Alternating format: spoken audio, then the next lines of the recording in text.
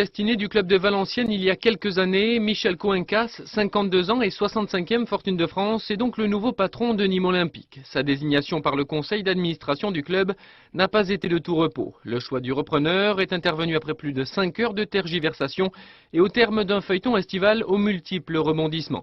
Michel Coencas l'a emporté par 17 voix contre 4 à l'homme d'affaires montpelliérain Marcel Salerno. On avait affaire à deux personnes très motivées pour reprendre le club, ça c'était évident, M. Salerno comme M. Coencas. Mais je crois que de temps en temps, ils auraient pu un petit peu faciliter. Et en tout cas, je ne pense pas qu'on puisse dire qu'aujourd'hui la ville de Nîmes a été un frein dans ce dossier. Bien au contraire, nous l'avons démontré hier soir. Le poids financier de Michel Coencas, homme d'affaires aux multiples entreprises, a fait pencher la balance, au même titre que sa connaissance du milieu du football ou son engagement à développer la formation. Autant d'éléments qui permettent d'envisager l'avenir du club avec une certaine confiance.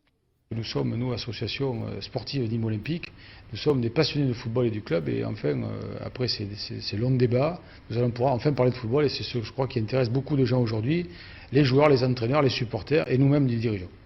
Sur le terrain, l'équipe première, solide lanterne rouge du championnat, tente de retrouver une sérénité. Le nouveau président a promis d'emmener avec lui un joker et un ou plusieurs joueurs au chômage.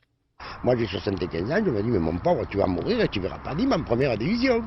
Mais là maintenant si, moi j'ai espoir. Ça va s'arranger, va. Très attendu, le nouveau président sera à Nîmes vendredi. Il pourrait y rester pour assister samedi soir au match de sa nouvelle équipe contre Créteil.